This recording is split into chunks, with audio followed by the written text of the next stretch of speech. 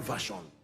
And for the men, this one thing I know from scripture and from the experience of people with proven family track records, that the real needs of a woman is security and emotional fulfillment. It is true. Love, in one word, for a woman is security. Security and emotional fulfillment. Security. So every man who intends to build a home must sustain the unashamedness to communicate security and to communicate the requisite level of emotional fulfillment that will give the woman psychological strength. It will not just happen the first 2, 3, 4, 5 years of marriage. It is a principle that will last. I look at my mom today, even in her old age, and I still see and discern that craving of security and emotional fulfillment. Hallelujah. Praise the Lord. It is dangerous when men get married to women and ill-treat them like pieces of rags simply because they are now married. She's giving you 2, 3 children and then it ends. It's the reason why people must ask the Holy Ghost to help them, because you see, nobody has the power to stay with one person forever. You change clothes, you change hair, you change cars, you change jobs, you change everything, but now you are mandated to stay with one person for the rest of your life. It's not natural. So there will have to be a grace that continues to keep that person fresh before you, regardless of the reality of advancement in age and life and time and so on and so forth. Are we together now? Yes. I've always given this example. When you see a man of, say, 60 years or 70 years on a wheelchair, shaking because he's sick, and the wife is standing by him and saying, my husband, at that point it's no longer emotions. There has to be a grace from God that makes that woman to still love, because nobody, that scenario by default is not pleasant.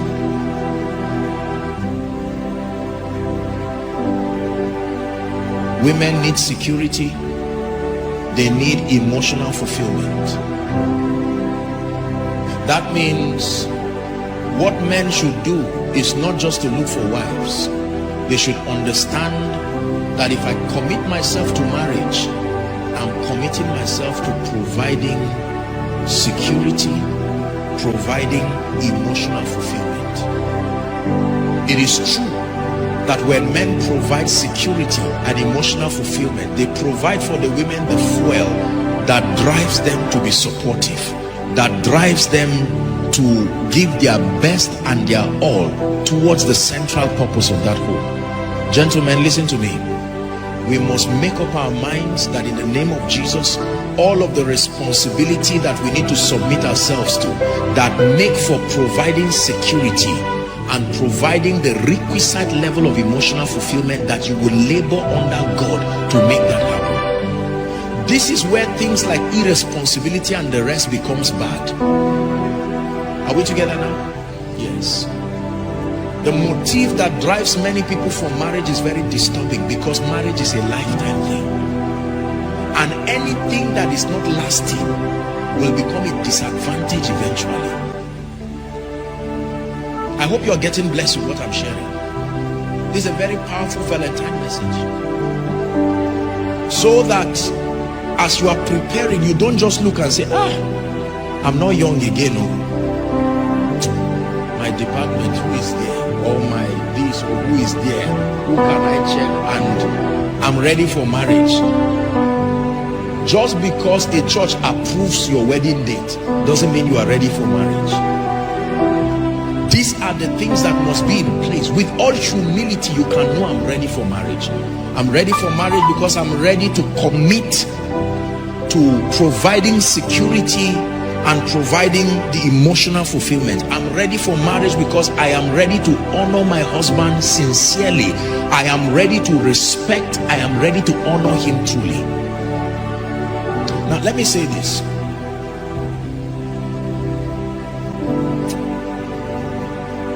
The real way to be a blessing is to work on yourself.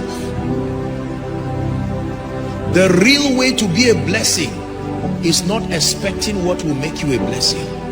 It's working on yourself.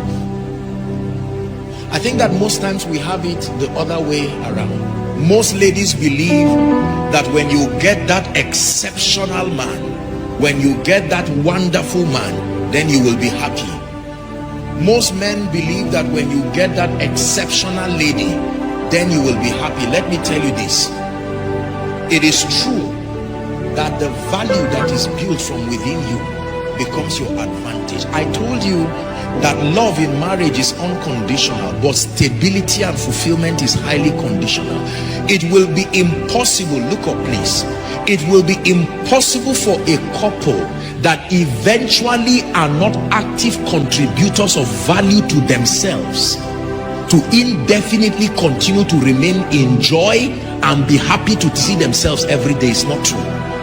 They will make up their mind that under every condition this marriage will stand, but as far as joy and fulfillment is concerned, it does not just work by default. Listen, please look up. No woman should love her husband just because he brings bread to the table, just because he's visionary, just because he's making progress. However, when that man becomes visionary, when that man becomes responsible, it's easy for her knees to touch the ground because there is a basis. Are we together now? There is a support system that encourages her honor. You cannot compare two women. On one side you have this man who is not responsible. He doesn't care whether the rent is paid, he doesn't care whether the children are fed. All he knows is that whatever will be will be. And then a man who is meticulously responsible.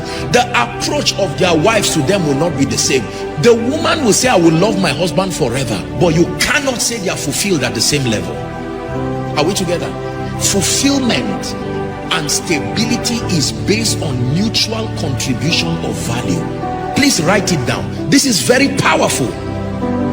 That mindset of unconditional love just for nothing is going to cost many people a lot, because there are many ladies who are not doing anything about their lives.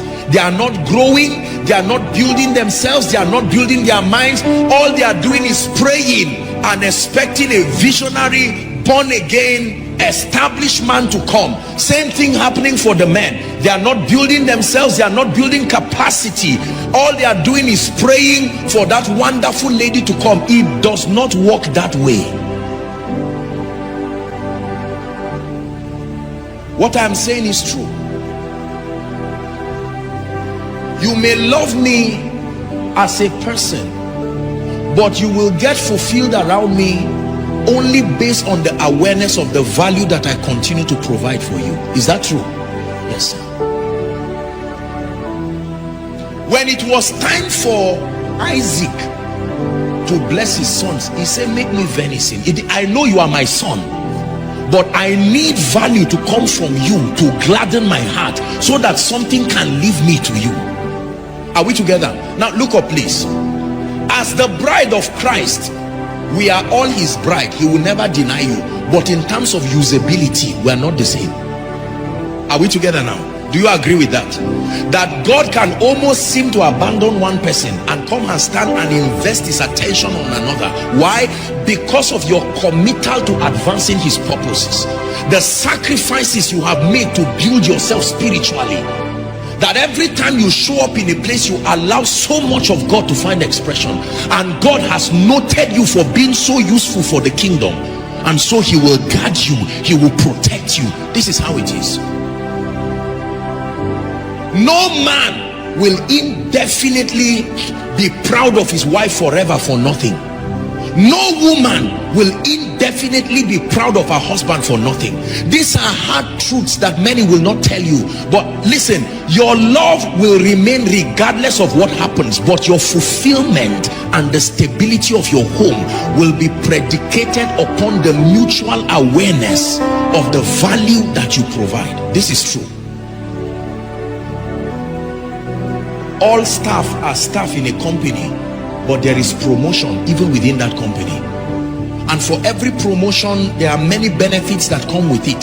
Someone can start from level 1 and in 10-15 years be at the same level. This happens psychologically. A man can promote his wife in his mind psychologically. She's still his wife, he still loves her, but the depth of honor and committal continues to change. Every time she's an unfolding of wonder, she continues to be an epitome of value. And one day the man will stand and say, Lord, thank you for giving me such a woman. That's how you know you are valuable. So away with that idea that my husband will marry me and no matter what happens, the Bible says he should love me.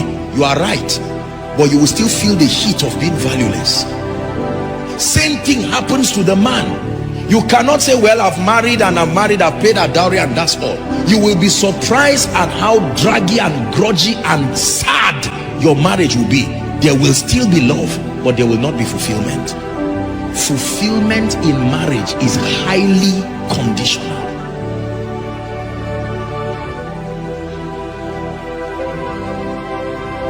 I love all the workers in this ministry. You are precious people, and you know that I love you with all my heart. But in all fairness, the level and the extent of contribution at an individual level is not the same. Are we together now? That means that the trust level and many other factors will not be the same.